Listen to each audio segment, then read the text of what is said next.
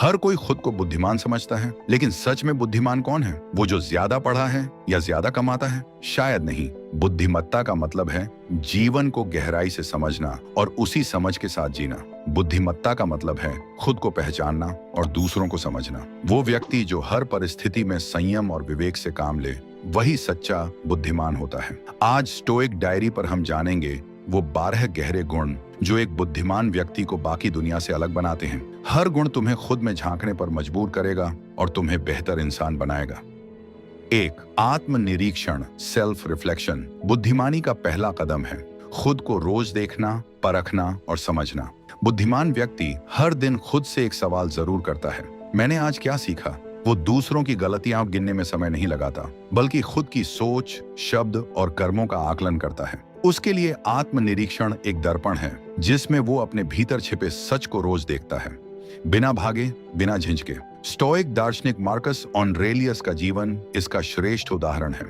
वो दुनिया के सबसे शक्तिशाली सम्राटों में से एक थे, लेकिन हर रात डायरी में खुद से सवाल करते, मैंने कहां अहंकार दिखाया, कहां धैर्य खोया, आज मैं कैसा इंसान रहा। उन्होंने अपने भीतर की लड़ाई को बाहरी विजय से कहीं ज्यादा अहम माना।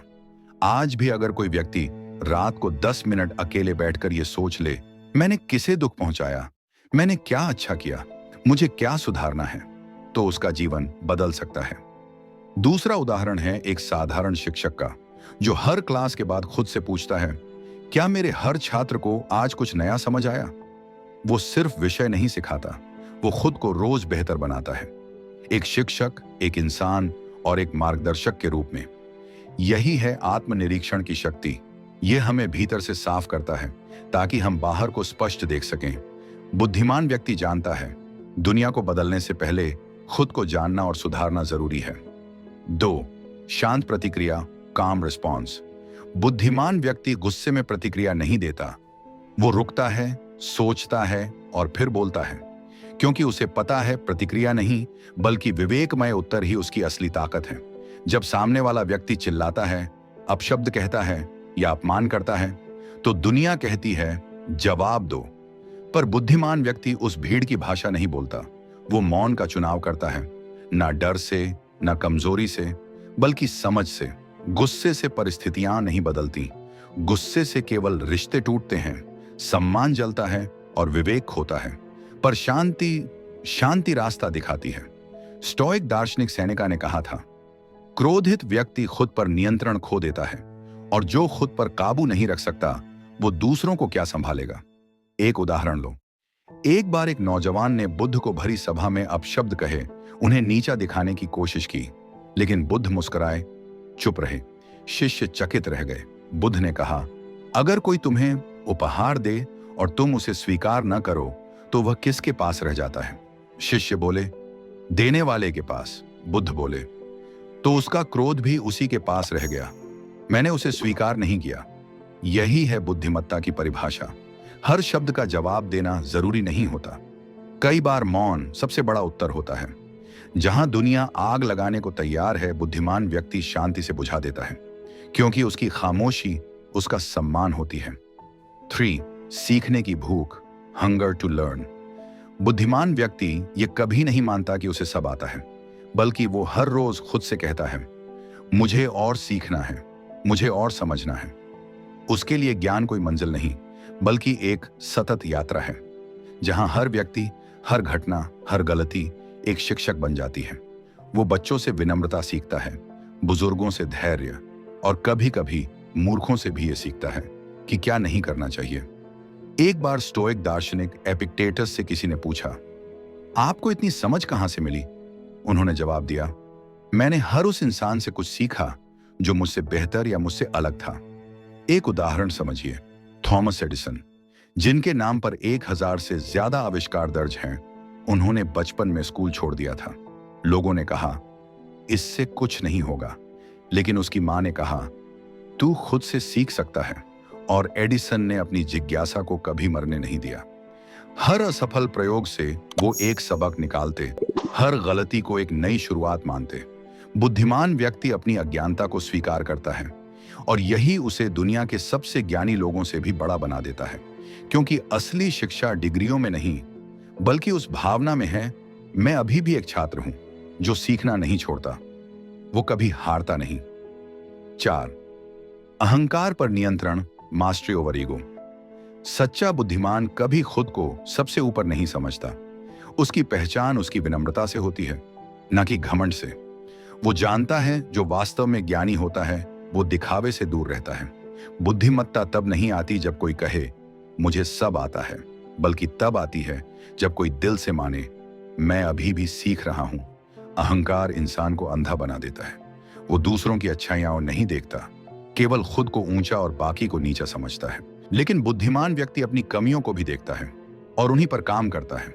वो जानता है कि सबसे तेज आवाज अक्सर सबसे खाली बर्तन से आती है, इसलिए वो कम बोलता है और जब बोलता है तो अर्थपूर्ण बोलता है। एक बार किसी ने स्टोइक दार्शनिक सेनेका से पूछा, अगर कोई तुम्हारा अपमान करे तो क्या करोगे? सेनेका मुस्कुराकर बोले, अगर कोई मुझे मूर्ख कहे और मैं जानता हूं कि मैं मूर्ख नहीं हूं तो मुझे बुरा क्यों लगे? और अगर मैं सच में मूर्ख हूं तो मुझे और सीखना चाहिए, न कि गुस्सा करना चाहिए। यही है अहंकार पर नियंत्रण, जहां व्यक्ति खुद के भीतर की सच्चाई देख पाता है बिना उसे ढकने की कोशिश किए। बुद्धिमत्ता की जड़ में स्वीकृति होती है, स्वयं को जानने, समझने और लगातार बेहतर बनाने की। जो खुद को सबसे ऊंचा दिखाने की कोशिश करता है वो अंदर से सबसे कमजोर होता है, पर जो विनम्र होता है वो भीतर से सबसे मजबूत होता है।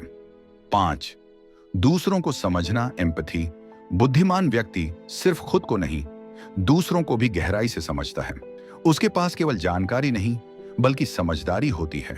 वो जानता है कि हर व्यक्ति एक अदृश्य युद्ध लड़ रहा है। वो सहानुभूति नहीं जताता बल्कि सच्चे मन से सुनता है, महसूस करता है और समझता है। जब कोई दुखी होता है तो बुद्धिमान व्यक्ति उसे सलाह नहीं देता, वो बस चुपचाप उसके पास बैठता है, क्योंकि कई बार सुनना बोलने से ज्यादा जरूरी होता है। वो दूसरों की बातों में गलतियां ढूंढने नहीं जाता बल्कि उनके दृष्टिकोण को समझने की कोशिश करता है। एक बार एक युवक ने स्टोइक शिक्षक एपिक्टेटस से पूछा, मैं लोगों की बातें क्यों नहीं समझ पाता? एपिक्टेटस ने कहा, क्योंकि तुम सिर्फ जवाब देने के लिए सुनते हो, समझने के लिए नहीं। अगर तुम एक क्षण के लिए अपना नजरिया छोड़ दो तो शायद किसी और की दुनिया देख सको। बुद्धिमत्ता का मतलब है किसी के आंसुओं को देखना और उनके पीछे छुपे दर्द को महसूस करना। वो व्यक्ति जो दूसरों के दुख में खुद को भी थोड़ा दुखी महसूस करे, वही असल में इंसान कहलाने लायक है। एम्पैथी कोई कमजोरी नहीं, ये सबसे बड़ी ताकत है, क्योंकि ये रिश्तों को जोड़ती है, दिलों को पिघलाती है और दुनिया को बेहतर बनाती है। जो व्यक्ति कम जज करता है और ज्यादा समझता है, वो दूसरों के जीवन में भी रोशनी बन जाता है। 6, चुप रहकर देखना, ऑब्जर्विंग साइलेंटली।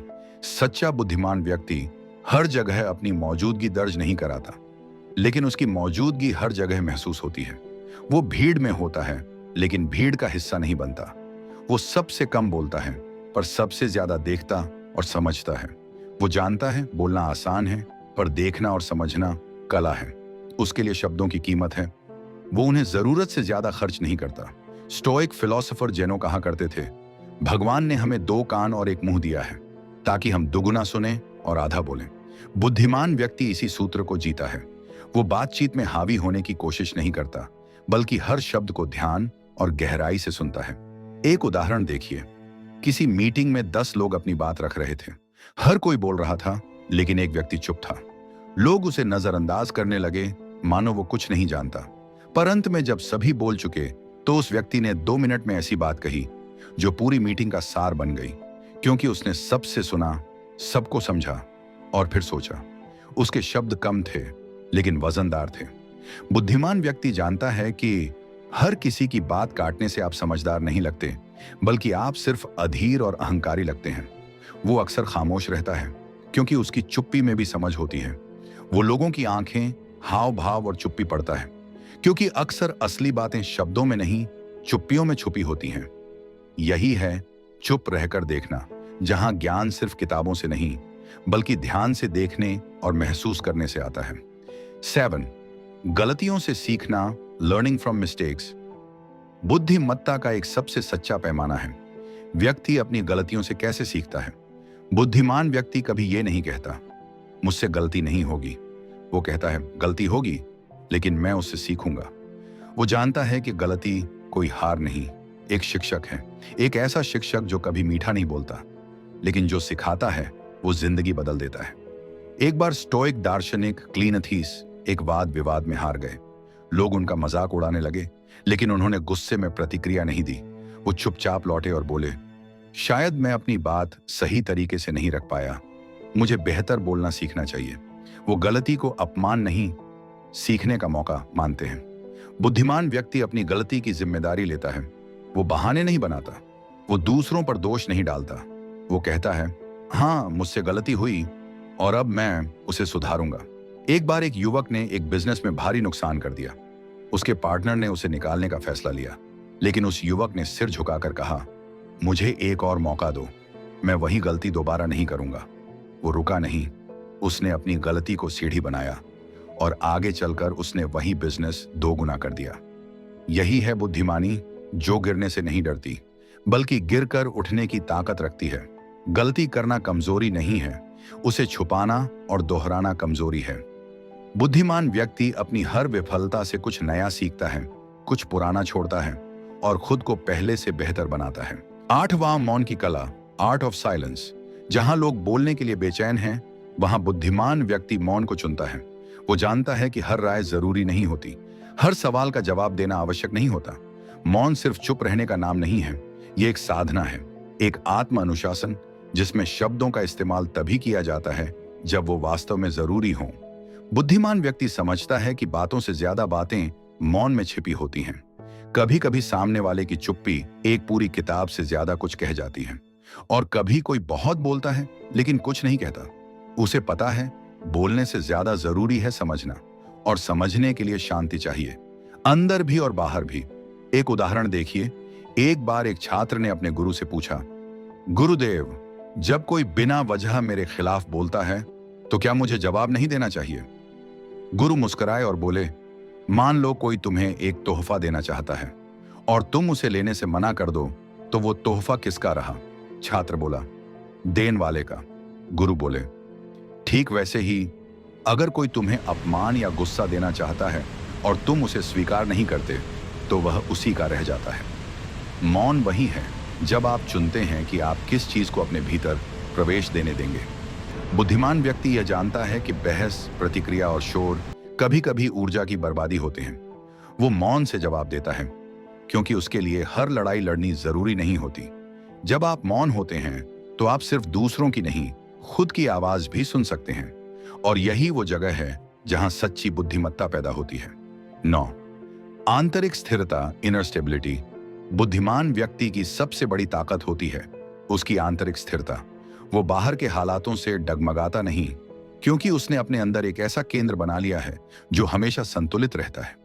चाहे कोई उसे सराहे या निंदा करे, चाहे परिस्थितियां उसके पक्ष में हों या विरोध में, वो अपने भावों में स्थिर रहता है, क्योंकि उसने यह समझ लिया है कि दुनिया बदलती रहती है, पर उसका मन स्थिर रह सकता है।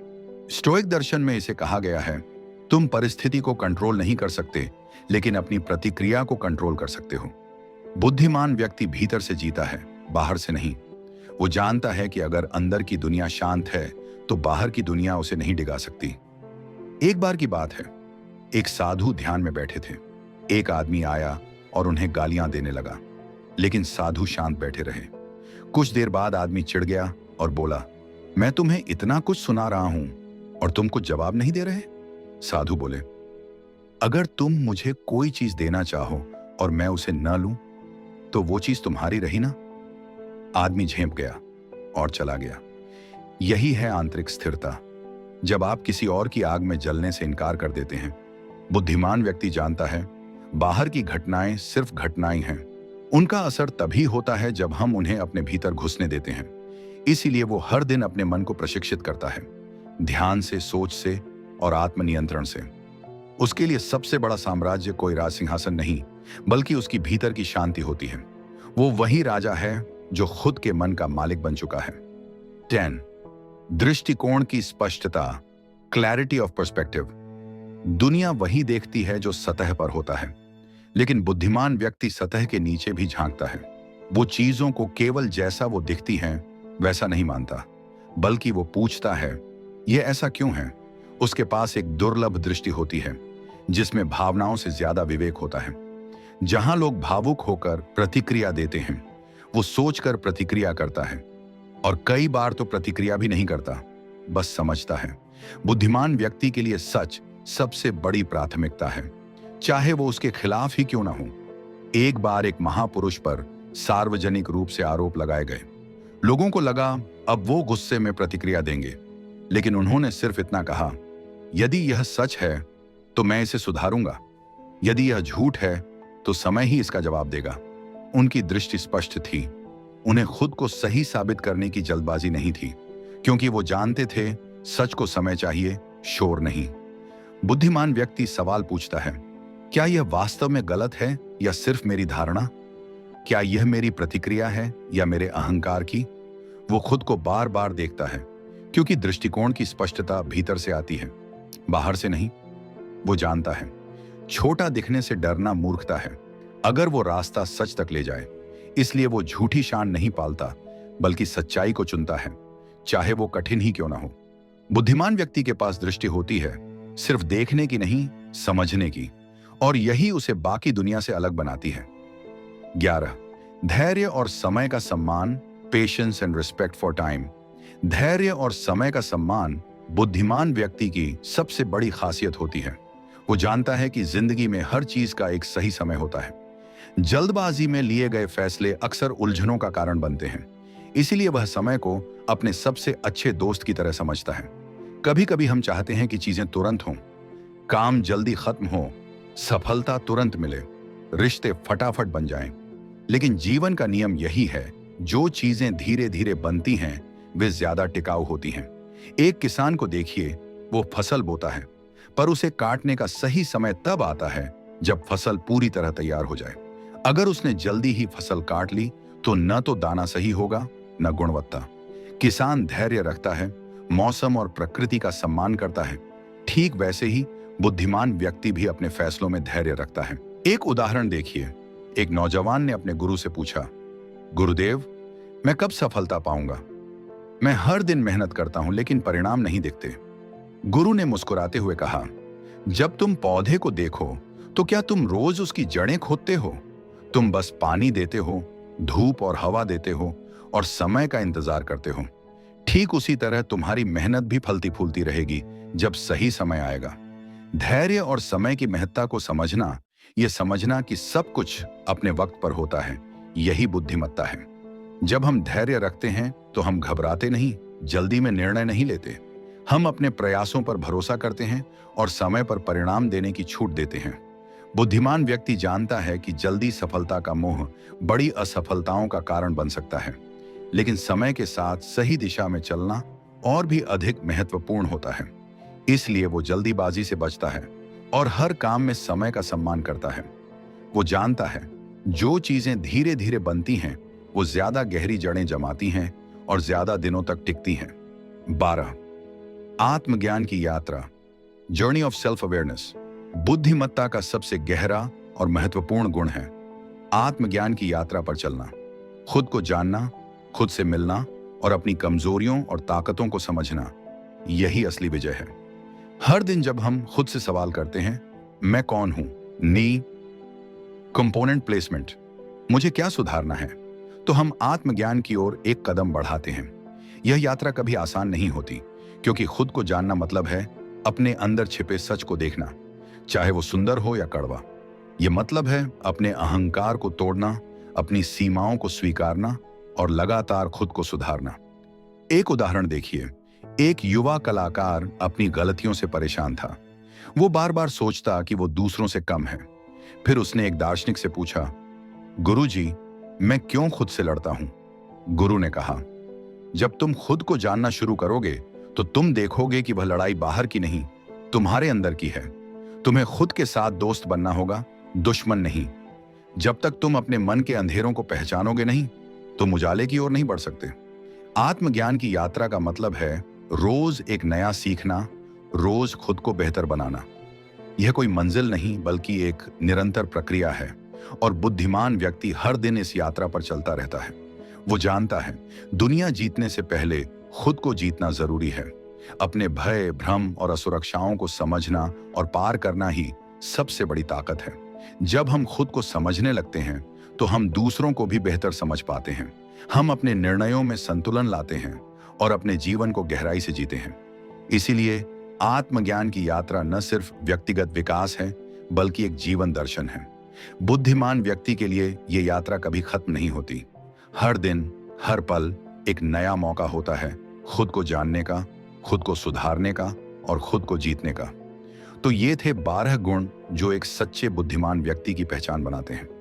ये बातें सिर्फ सुनने के लिए नहीं, जीने के लिए हैं।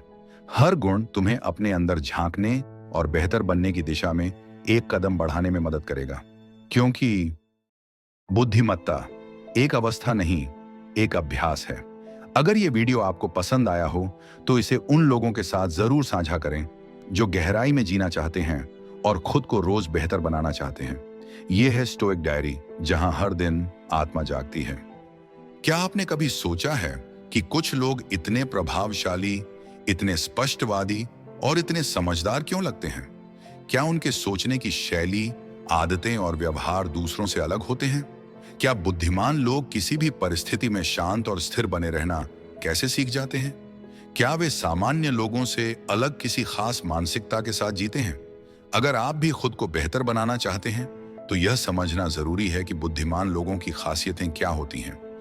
बुद्धिमत्ता सिर्फ तेज दिमाग या बड़ी बड़ी डिग्रियों तक सीमित नहीं होती। ये एक जीवन शैली होती है। यह आपकी सोच, आपके फैसले, आपकी जिज्ञासा और आपकी आदतों में झलकती है। कई बार हम खुद को सामान्य समझते हैं, लेकिन हमारे अंदर छिपी आदतें हमारी असली क्षमता को दर्शाती हैं। शायद आपको भी कभी ऐसा महसूस हुआ हो कि आप भीड़ से अलग हैं, आपकी सोच दूसरों से हटकर है, या फिर आपको गहराई से सोचने और चीजों का विश्लेषण करने की आदत है। अगर ऐसा है तो हो सकता है कि आप भी एक असाधारण बुद्धिमान व्यक्ति हों। इस वीडियो में हम आपको 10 ऐसी अनोखी आदतें बताएंगे जो सिर्फ बुद्धिमान लोगों में पाई जाती हैं। अगर आपके अंदर इनमें से 5 या उससे ज्यादा आदतें हैं तो समझ जाइए कि आप भी इस श्रेणी में आते हैं। तो चलिए गहराई से समझते हैं वे संकेत जो आपकी बुद्धिमत्ता को साबित करते हैं और जानते हैं कि आप कैसे अपनी मानसिक क्षमता को और अधिक विकसित कर सकते हैं। 1, हमेशा सीखने की आदत। बुद्धिमान व्यक्ति कभी यह नहीं सोचता कि उसे सब कुछ आता है, बल्कि वह हर दिन कुछ नया सीखने की कोशिश करता है। वह किताबें पढ़ता है, नई स्किल्स सीखता है और जीवन के हर अनुभव से सीखने का प्रयास करता है। वॉरेन बफेट, बिल गेट्स और एलन मस्क, ये सभी सफल लोग हर दिन पढ़ने और सीखने पर जोर देते हैं। वे अपने ज्ञान को सीमित नहीं करते, बल्कि उसे निरंतर विस्तार देने की आदत रखते हैं। बुद्धिमान व्यक्ति जानता है कि सीखने की प्रक्रिया कभी समाप्त नहीं होती। वह असफलता से भी सीखता है और उसे एक अवसर की तरह देखता है।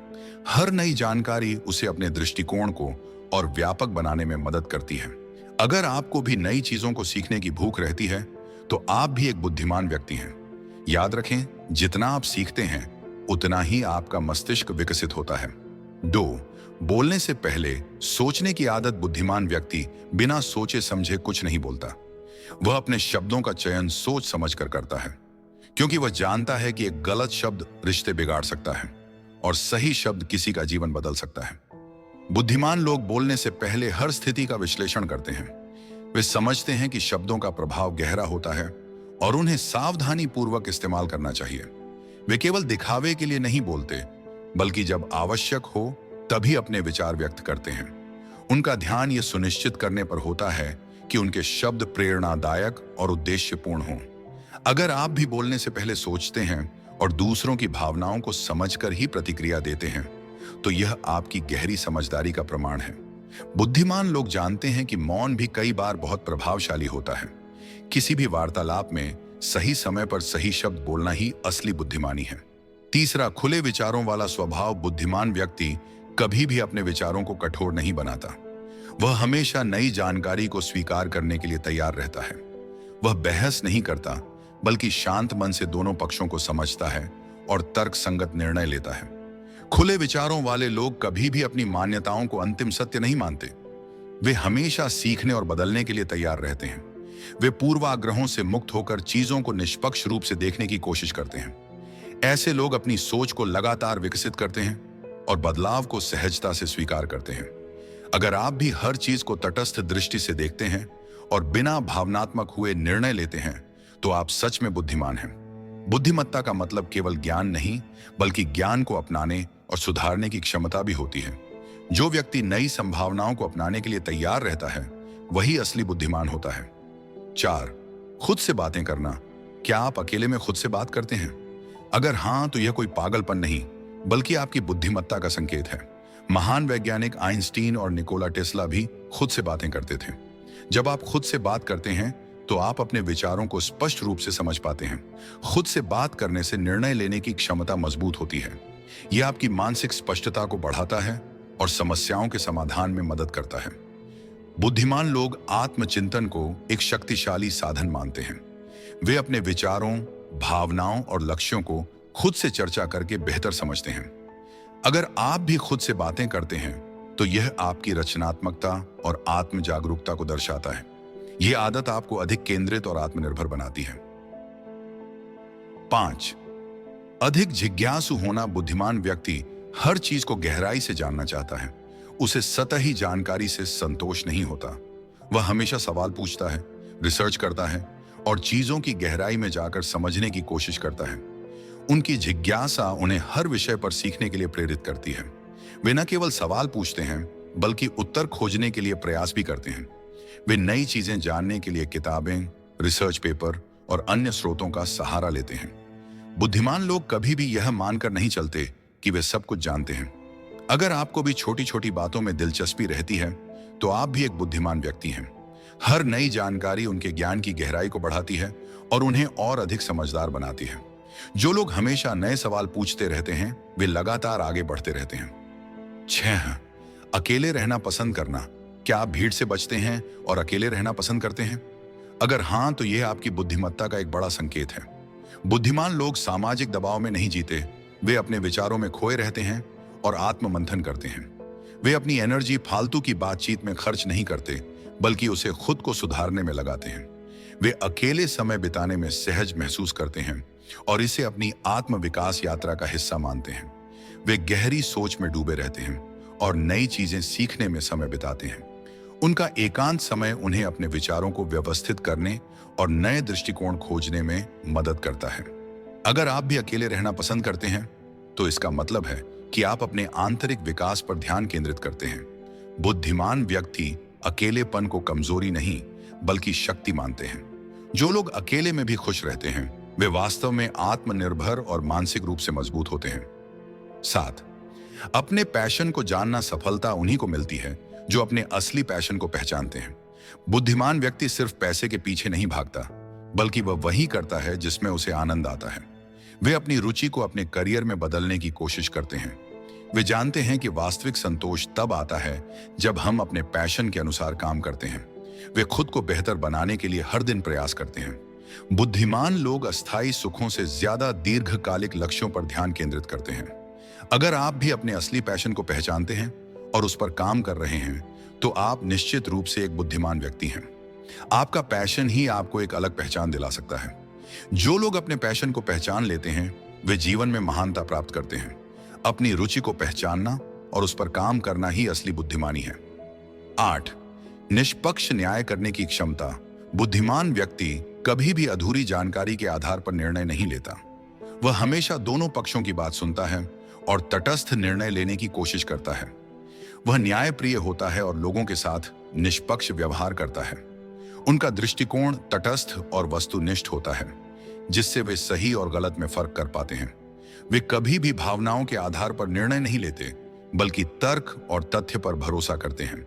वे जानते हैं कि निष्पक्षता ही दीर्घकालिक सफलता और विश्वास का आधार होती है। अगर आप भी किसी भी परिस्थिति को गहराई से समझकर न्यायसंगत निर्णय लेते हैं, तो यह आपकी बुद्धिमत्ता का प्रमाण है।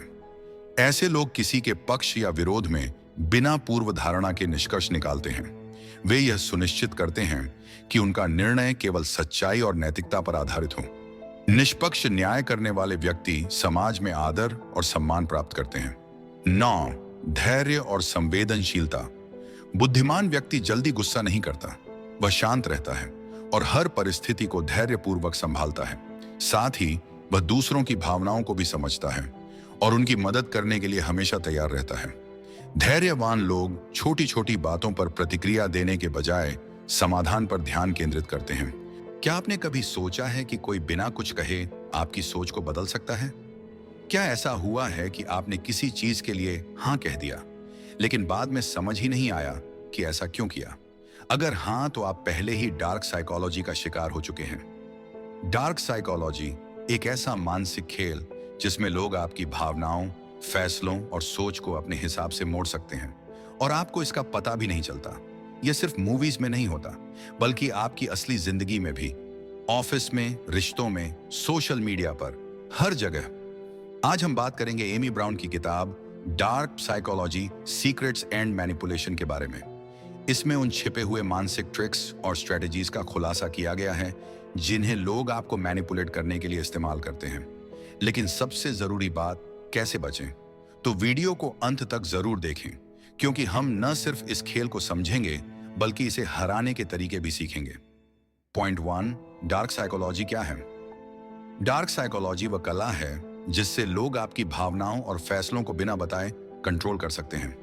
कुछ लोग इसे पॉजिटिव तरीके से इस्तेमाल करते हैं, लेकिन कुछ इसे अपने स्वार्थ के लिए एक खतरनाक हथियार बना लेते हैं। सोचिए, अगर कोई ऐसा शख्स मिले जो बिना कुछ कहे माहौल पर हावी हो जाए, जिसकी बातें सुनकर लोग खुद ब खुद उसकी तरफ आकर्षित हो जाएं।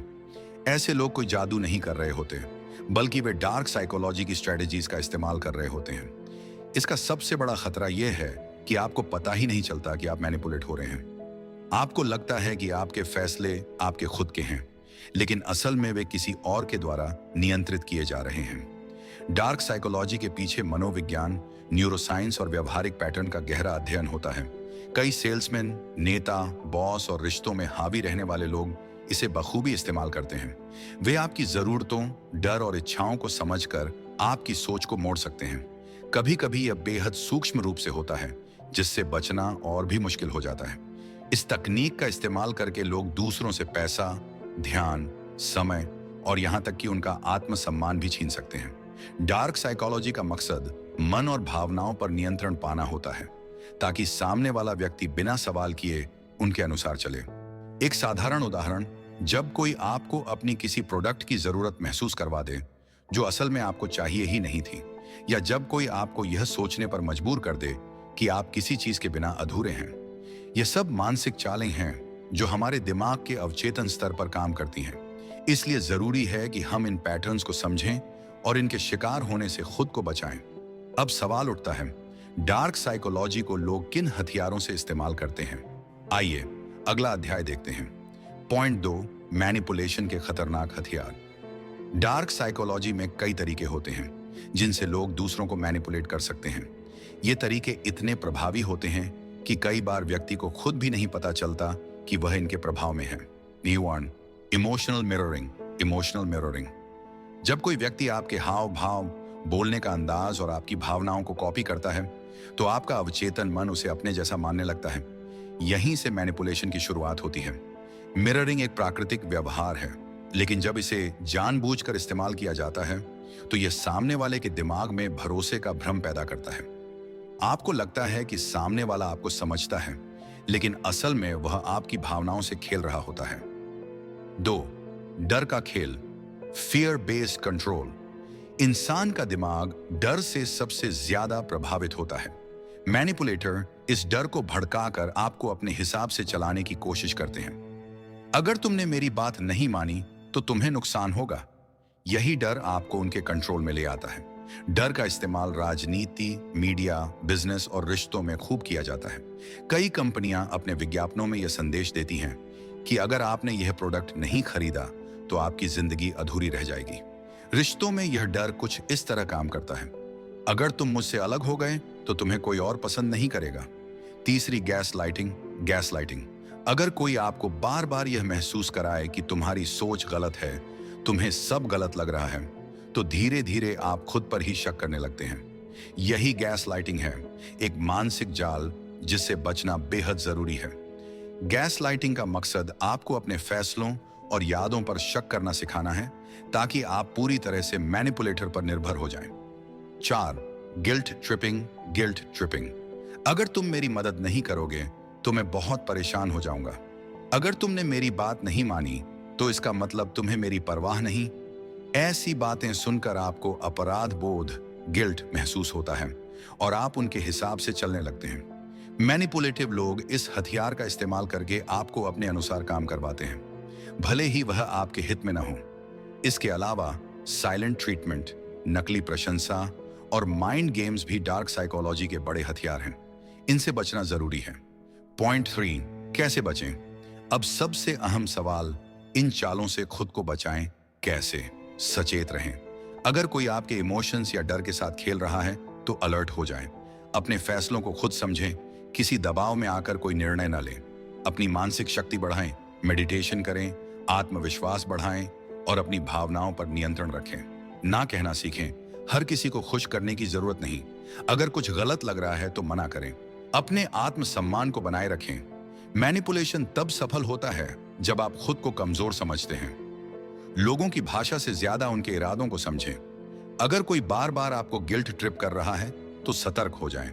असली और नकली प्रशंसा में फर्क करें।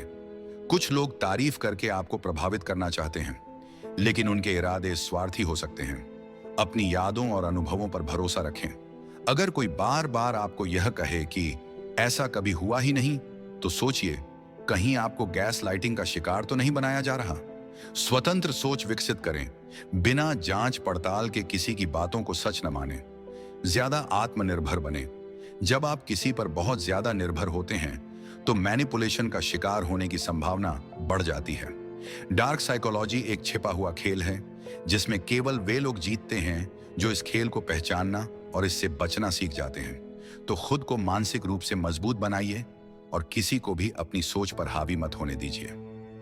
अंतिम संदेश, खुद को बचाने की ताकत आपके अंदर है। डार्क साइकोलॉजी का खेल उन लोगों के लिए आसान होता है जो अपनी मानसिकता को नियंत्रित नहीं कर पाते। अगर आप सच में इससे बचना चाहते हैं तो सबसे पहले खुद को समझना जरूरी है।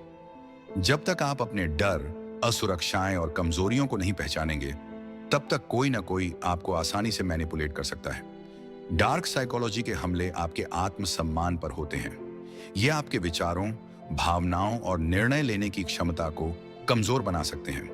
लेकिन अगर आप मानसिक रूप से मजबूत हैं तो कोई भी आपको अपनी चालों में नहीं फंसा सकता। सबसे जरूरी बात, खुद से सवाल करना सीखें। अगर कोई आपको प्रभावित करने की कोशिश कर रहा है तो सोचें, क्या यह इंसान सच में मेरा भला चाहता है या सिर्फ मुझसे कुछ पाना चाहता है? क्या मैं अपने फैसले खुद ले रहा हूं या किसी और के दबाव में? क्या मैं किसी के डर या अपराध बोध में आकर कोई निर्णय ले रहा हूं? अगर इन सवालों के जवाब आपको सही नहीं लगते तो सतर्क हो जाइए। कैसे रहे मानसिक रूप से मजबूत? अपनी भावनाओं पर नियंत्रण रखें। कोई भी आपकी भावनाओं का फायदा तभी उठा सकता है जब आप खुद उन्हें समझ नहीं रहे हों। सोशल मीडिया और बाहरी प्रभावों से बचें। बहुत से लोग आपकी सोच को प्रभावित करने की कोशिश करते हैं, इसलिए जो भी जानकारी मिले उसे तर्क के आधार पर परखें। ध्यान और आत्मचिंतन करें। जब आप खुद को अच्छी तरह समझेंगे तो कोई और आपको भ्रमित नहीं कर पाएगा। सीमाएं तय करें। किसी को भी अपनी ऊर्जा और आत्मसम्मान को गिराने न दें। सकारात्मक और स्वतंत्र सोच विकसित करें। किसी की बातों को बिना सोचे समझे सच मत मानिए। याद रखें, आप अपनी सोच के मालिक हैं। कोई भी व्यक्ति या समाज आपको तब तक प्रभावित नहीं कर सकता जब तक आप खुद उसे ऐसा करने की अनुमति नहीं देते। डार्क साइकोलॉजी एक ऐसा हथियार है जो केवल कमजोर मन के लोगों पर असर करता है। अगर आप अपने विचारों और भावनाओं को नियंत्रित करना सीख लेते हैं तो कोई भी आपको हरा नहीं सकता। इसलिए खुद पर काम करें, अपने आत्मसम्मान को बनाए रखें और अपनी सोच को इतना मजबूत बनाएं कि कोई भी आपको मैनिपुलेट ना कर सके। आपका जीवन आपके हाथ में है, इसे किसी और के नियंत्रण में मत जाने दीजिए। अकेले रहने की आदत डालो। एक अकेलापन डर नहीं, शक्ति है। क्या तुमने कभी खुद से यह सवाल किया है कि जब भी सब दूर चले जाते हैं तो तुम टूट क्यों जाते हो? क्यों अकेलापन तुम्हें खालीपन जैसा लगता है? क्यों रात की खामोशी तुम्हारे अंदर शोर मचाने लगती है?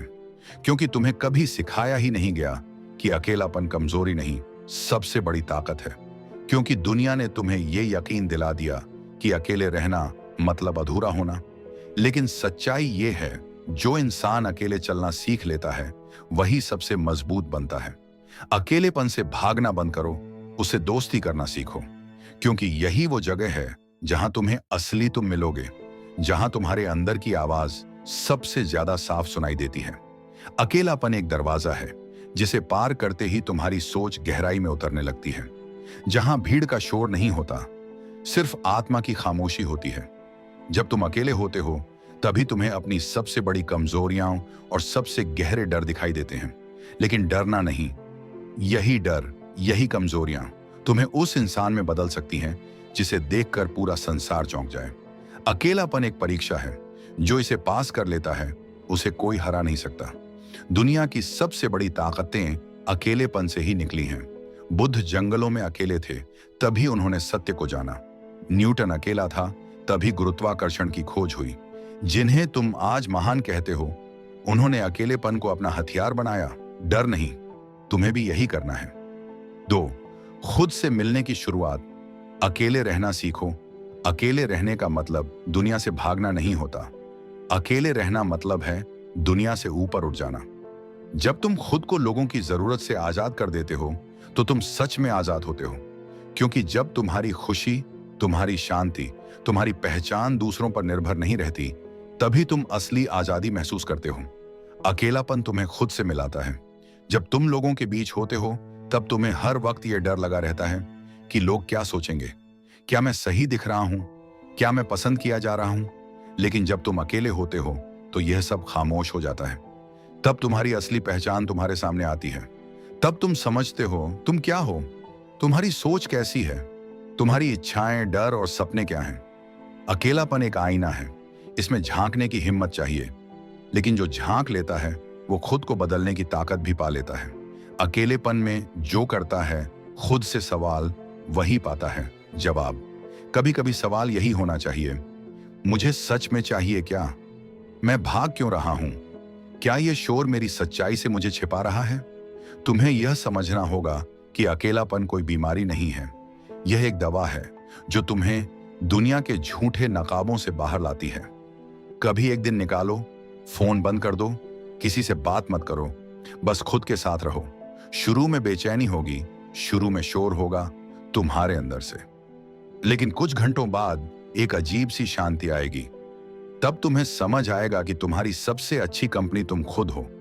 जो अकेले रहना सीख गया वो भीड़ में भी खुद को नहीं खोता। इस दुनिया में लोग खो जाते हैं क्योंकि उन्हें अकेले रहने की आदत नहीं होती। हर रिश्ते में, हर बातचीत में वो खुद को खो देते हैं। पर जिसने अकेलापन जी लिया वो किसी भी रिश्ते में खुद को खोता नहीं, वो मजबूत रहता है। ऐसा इंसान प्यार करता है लेकिन उसमें बनता नहीं। वो साथ देता है लेकिन अपनी आजादी नहीं छोड़ता। क्यों? क्योंकि वो जानता है अगर सब छोड़कर चले जाएं तो भी मैं खुद के साथ हूं। तुम्हें लोगों की नहीं, खुद की जरूरत है। तुम रोज दूसरों से मान्यता चाहते हो, कोई तुम्हें महत्वपूर्ण कहे, कोई तुम्हें समझे, कोई तुम्हें चाहे। लेकिन जब तुम अकेले रहना सीखते हो तो तुम्हें इन चीजों की जरूरत नहीं रहती। तुम्हें खुद पर गर्व होता है, तुम्हें खुद की मौजूदगी में शांति मिलती है, और यही वो ताकत है जो तुम्हें किसी के भी शब्दों से हिलने नहीं देती।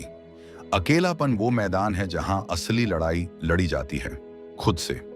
यहां कोई दर्शक नहीं होता, कोई तालियां नहीं बजती, कोई तारीफ नहीं होती। बस तुम होते हो, तुम्हारे डर होते हैं, तुम्हारे फैसले होते हैं। अगर तुम अकेले उस मैदान में टिक गए तो समझ लो दुनिया का कोई तूफान तुम्हें नहीं गिरा सकता। अब अगला भाग, भाग 3, अकेलेपन से उपजा अनुशासन और स्पष्टता तैयार किया जाएगा, जिसमें हम विस्तार से बताएंगे कि कैसे अकेलेपन से स्पष्ट सोच, अनुशासन और गहरी समझ पैदा होती है। 3, अकेलेपन से उपजता है अनुशासन और स्पष्टता। तुम सोचते हो कि अनुशासन की शुरुआत किसी बाहरी दबाव से होती है, लेकिन असली अनुशासन वहीं जन्म लेता है जहां कोई देखने वाला नहीं होता, जहां कोई दंड नहीं होता, जहां कोई पुरस्कार नहीं होता, वहां जहां सिर्फ तुम हो और तुम्हारा अकेलापन। अकेलापन तुम्हें तुम्हारे समय की कीमत समझाता है। जब कोई आसपास नहीं होता तो तुम्हें महसूस होता है कि तुम्हारा हर मिनट कितना कीमती है, क्योंकि उस समय को तुम चाहो तो बर्बाद कर सकते हो या चाहो तो खुद को बना सकते हो। लोग सोचते हैं कि अकेले रहने वाला इंसान सुस्त होता है, लेकिन सच्चाई उल्टी है। अकेला इंसान अपने समय का मालिक होता है। उसे पता होता है कब जागना है, कब काम करना है, कब आराम करना है। उसे किसी और की घड़ी पर नहीं चलना होता। तुम्हारा स्पष्ट विचार, तुम्हारा ध्यान और तुम्हारा नियंत्रण सब अकेलेपन से आता है। जब तुम अकेले होते हो तो तुम्हारे दिमाग में कोई बाहरी शोर नहीं होता, न कंपैरिजन, न वैलिडेशन, न डिस्ट्रैक्शन। तब तुम्हें समझ आता है कि मैं क्या सोचता हूं, मुझे क्या चाहिए, कहां जाना है, क्या छोड़ना है। यही स्पष्टता है, और यह तभी मिलती है जब तुम भीड़ से बाहर निकलते हो। अकेलापन तुम्हारे अंदर एक गहराई पैदा करता है। हर दिन जब तुम खुद से बात करते हो, जब तुम अपनी भावनाओं को बिना दबाए महसूस करते हो, तो तुम्हें खुद से झूठ बोलना बंद करना पड़ता है। तुम जानते हो कि तुम्हारी कमजोरियां क्या हैं, तुम्हारे बहाने क्या हैं, तुम्हारा आलस्य कहां छिपा बैठा है। और जब तुम यह सब साफ साफ देख लेते हो, तो तुम उन्हें सुधारना शुरू कर सकते हो। यही शुरुआत होती है आत्मविकास की। अकेले रहकर तुम वो काम कर पाते हो जो दुनिया के बीच कभी नहीं कर सकते। सोचो, कोई किताब जो तुमने सालों से नहीं पढ़ी, कोई स्किल जो तुम सीखना चाहते थे, कोई लक्ष्य जो तुमने सिर्फ लिखा था लेकिन कभी शुरू नहीं किया। इन सब के बीच सबसे बड़ी रुकावट थी वो भीड़, वो शोर, वो बिखरा ध्यान। लेकिन जब तुम अकेले होते हो तो वही काम सरल लगने लगते हैं, क्योंकि तुम्हारा ध्यान एक जगह केंद्रित होता है, तुम्हारा मन शांत होता है, तुम्हारे पास बहानों के लिए कोई नहीं होता। तुम्हारा फोकस, तुम्हारी गहराई, यही तुम्हारी असली ताकत है। दुनिया आज शोर में खोई हुई है। हर पल नोटिफिकेशंस, अपडेट्स, ओपिनियंस। लोग बिना सोचे समझे एक दूसरे की नकल कर रहे हैं।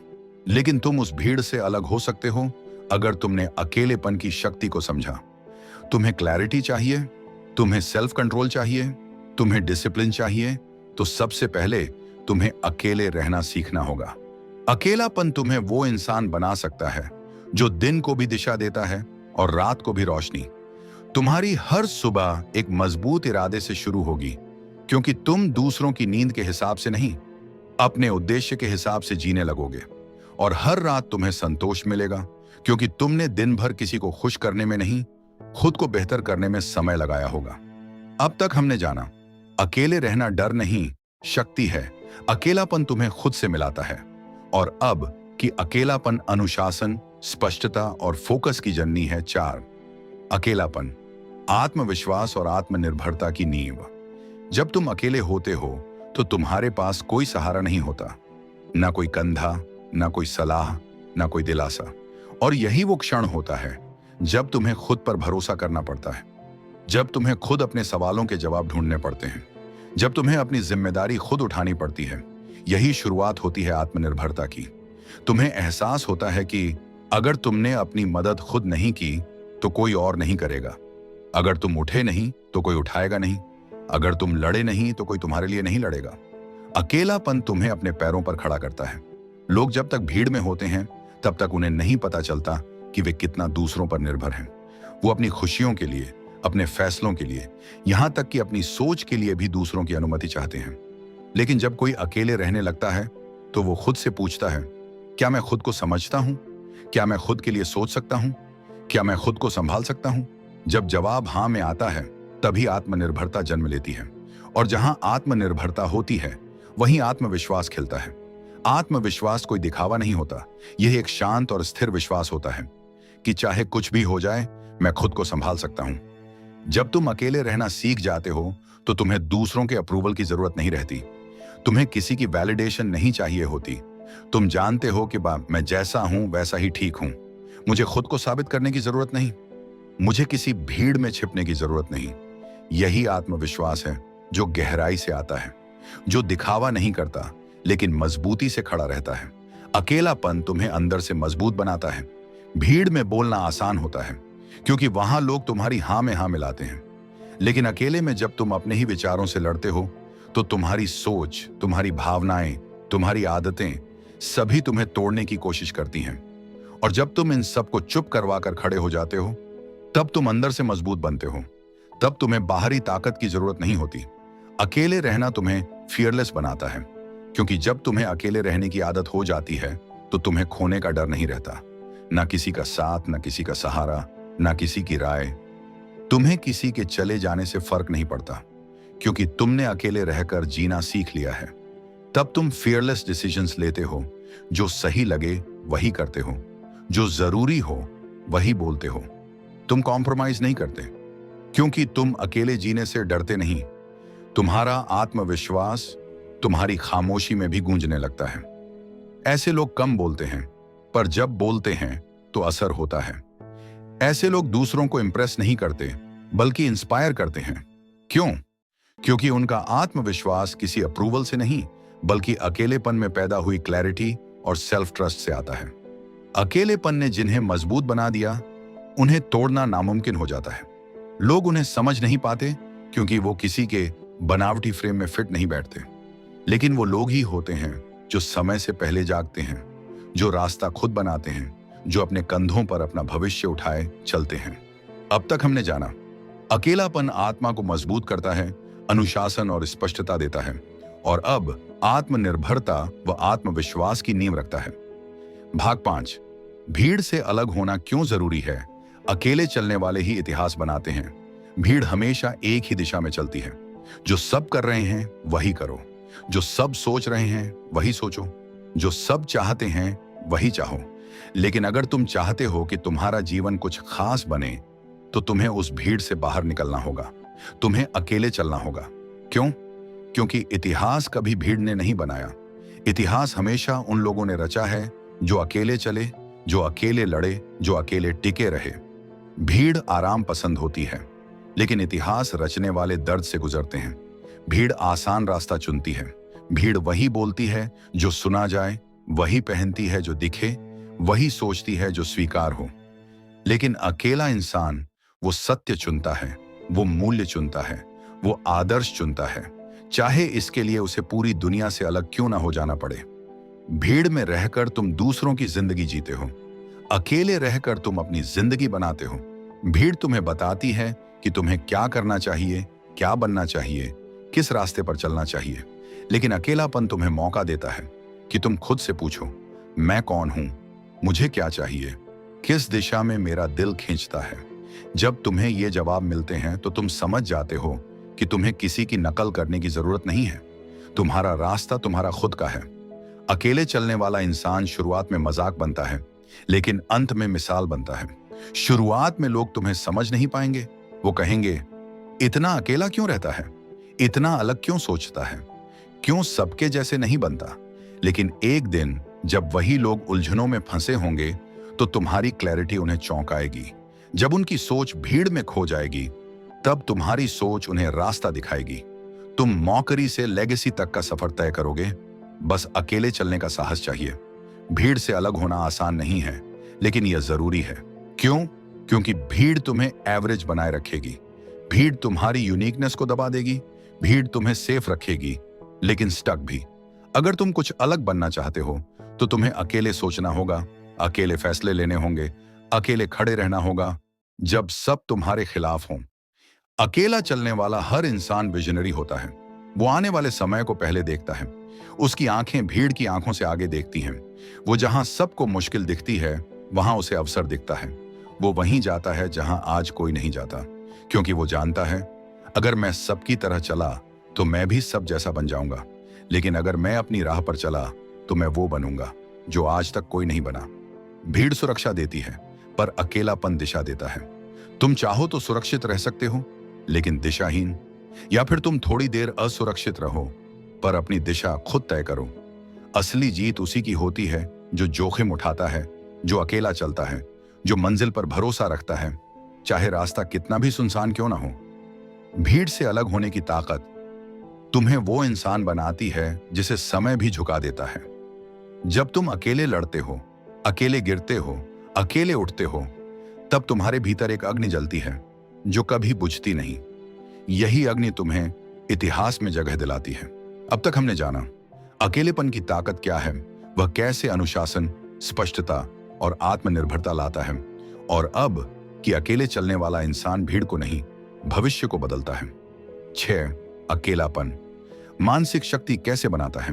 बुरे समय में अकेले रहना क्यों जरूरी है। बुरा समय किसी को बताकर नहीं आता। वो अचानक टूटता है, जैसे कोई तूफान, हर चीज को हिला देने वाला, हर उम्मीद को डुबो देने वाला। और तब तुम पाते हो कि तुम्हारे पास कोई नहीं है, ना कोई सुनने वाला, ना समझने वाला, ना सहारा देने वाला। बस तुम हो और तुम्हारा अकेलापन। लेकिन यही अकेलापन तुम्हें वो सिखाता है जो कोई किताब नहीं सिखा सकती, कोई गुरु नहीं दे सकता, कोई दुनिया समझा नहीं सकती।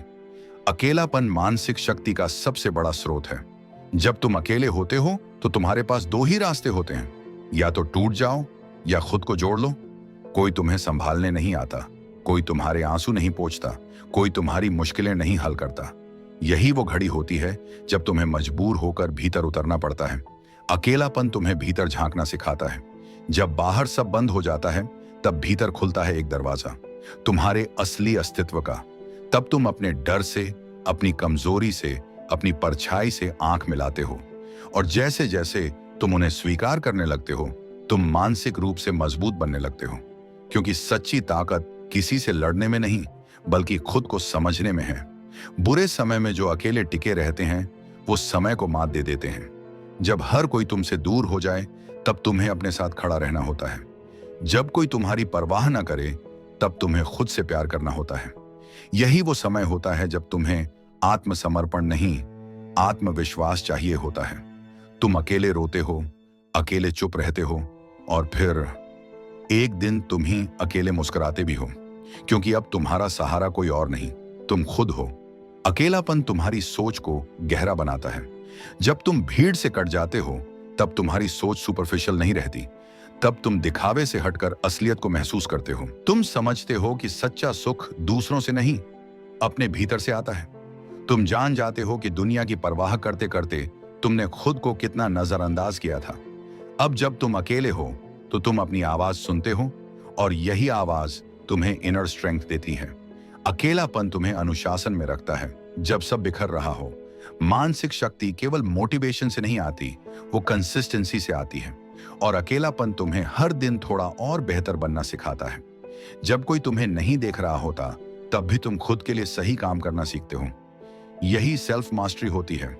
बुरे समय में हर कोई रास्ता बदल देता है, लेकिन अकेला इंसान अपने सिद्धांतों पर टिकता है। अकेलेपन में बिताए गए बुरे दिन भविष्य के सबसे ताकतवर हथियार बनते हैं। क्यों? क्योंकि वो तुम्हें तैयार करते हैं हर तूफान के लिए, हर धोखे के लिए, हर संघर्ष के लिए। अगर तुमने अकेले रहते हुए खुद को गिरने से बचा लिया, तो दुनिया की कोई ताकत तुम्हें हिला नहीं सकती। याद रखो, जो दर्द तुम अकेले सहते हो, वही तुम्हारी सबसे बड़ी ताकत बन जाता है। लोग पूछते हैं, इतना शांत कैसे रहते हो? हर मुश्किल में भी टूटते क्यों नहीं? इतना स्थिर मन कहां से लाते हो? और तुम मुस्कुराकर जवाब देते हो, क्योंकि मैंने अकेले सहना सीखा है। अब तक आपने जाना, अकेलापन आत्मनिर्भर बनाता है, भीड़ से अलग होने की ताकत देता है, और बुरे समय में मानसिक रूप से अडिग रखता है। अकेले रहना क्यों सफल लोगों की आदत होती है? महान बनने के लिए अकेलापन जरूरी है। धन्यवाद। हेलो दोस्तों, क्या आपने कभी सोचा है कि क्यों कुछ लोग हर चुनौती को एक अवसर की तरह देखते हैं, जबकि कुछ लोग जरा सी असफलता से घबरा जाते हैं? क्यों कुछ लोग लगातार ग्रोथ करते रहते हैं, जबकि कुछ एक ही जगह पर ठहर जाते हैं? इसका जवाब छुपा है हमारे माइंडसेट में। कैरल एस ड्वे की यह अद्भुत किताब माइंडसेट हमें यह समझाती है कि हमारी सोच का तरीका ही हमारी सफलता और असफलता का सबसे बड़ा कारण है। यह सिर्फ एक मोटिवेशनल किताब नहीं है, बल्कि एक साइंटिफिक रिसर्च पर आधारित गाइड है, जो हमें यह सिखाती है कि कैसे हमारी सोच की दिशा ही हमारे जीवन की दिशा तय करती है। हमारे समाज में अक्सर यही सिखाया जाता है कि टैलेंट और इंटेलिजेंस ही सफलता की कुंजी है। लेकिन क्या यह सच में इतना ही आसान है? अगर ऐसा होता तो हर टैलेंटेड इंसान सक्सेसफुल होता, लेकिन हकीकत कुछ और ही कहती है। इस किताब में बताया गया है कि सिर्फ टैलेंट या इंटेलिजेंस नहीं, बल्कि हमारा माइंडसेट ही तय करता है कि हम जिंदगी में कितनी दूर तक जा सकते हैं। ड्वेक ने दो तरह के माइंडसेट को परिभाषित किया है, फिक्स्ड माइंडसेट और ग्रोथ माइंडसेट। फिक्स्ड माइंडसेट वाले लोग मानते हैं कि उनकी क्षमताएं जन्म से तय होती हैं और वे इन्हें बदल नहीं सकते। वे असफलता से डरते हैं, चुनौतियों से भागते हैं और आलोचना से बचते हैं। वहीं ग्रोथ माइंडसेट वाले लोग मानते हैं कि उनकी क्षमताएं निरंतर अभ्यास, परिश्रम और सही सोच से विकसित की जा सकती हैं। वे चुनौतियों को अवसर मानते हैं, असफलताओं से सबक लेते हैं और हर दिन बेहतर बनने की कोशिश करते हैं। सोचिए, अगर थॉमस एडिसन, एल्बर्ट आइंस्टाइन या माइकल जॉर्डन ने यह मान लिया होता कि वे सीमित क्षमताओं के साथ पैदा हुए हैं, तो क्या वे अपनी फील्ड में महान बन पाते? नहीं। इन सभी ने ग्रोथ माइंडसेट अपनाया और हर असफलता को एक सबक की तरह लिया। इस वीडियो में हम इस किताब के 10 सबसे महत्वपूर्ण पॉइंट आपके साथ साझा करेंगे, जो आपकी सोच, आपका आत्मविश्वास और आपके फैसलों की दिशा बदल सकते हैं। पॉइंट नंबर 1, असफलता अंत नहीं, शुरुआत होती है। फिक्स्ड माइंडसेट वाले लोग मानते हैं कि असफलता उनका अंत है। वे इसे अपनी पहचान से जोड़ लेते हैं और खुद को ही दोष देने लगते हैं।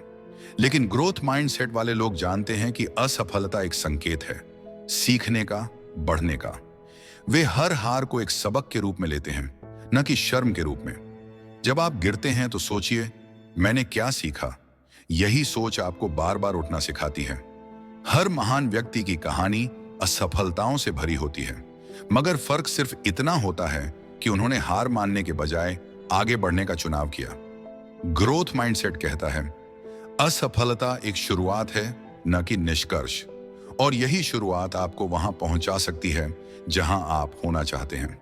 पॉइंट नंबर 2, प्रयास का मूल्य समझिए। फिक्स्ड माइंडसेट वाले लोग मेहनत को कमजोरी की निशानी मानते हैं। उन्हें लगता है कि अगर टैलेंट है तो मेहनत क्यों करनी पड़े। लेकिन ग्रोथ माइंडसेट वाले जानते हैं कि कोशिश ही काबिलियत को जन्म देती है। सिर्फ प्रयास ही वो पुल है जो सपनों को हकीकत से जोड़ता है। हर दिन का अभ्यास, हर छोटी जीत एक नई दिशा देती है। सच्चाई ये है कि बिना प्रयास के कोई प्रतिभा लंबे समय तक नहीं टिकती। अगर आप महान बनना चाहते हैं तो प्रयास को अपनी आदत बना लीजिए। हर बार जब आप प्रयास करते हैं, आप अपने आप को पहले से बेहतर बनाते हैं। ग्रोथ माइंडसेट कहता है, effort is not the enemy, it's the path, और यह रास्ता ही आपको महानता की ओर ले जाता है। पॉइंट नंबर 3, आलोचना से घबराना नहीं, उसे अपनाना सीखो। फिक्स्ड माइंडसेट आलोचना को अपमान समझता है।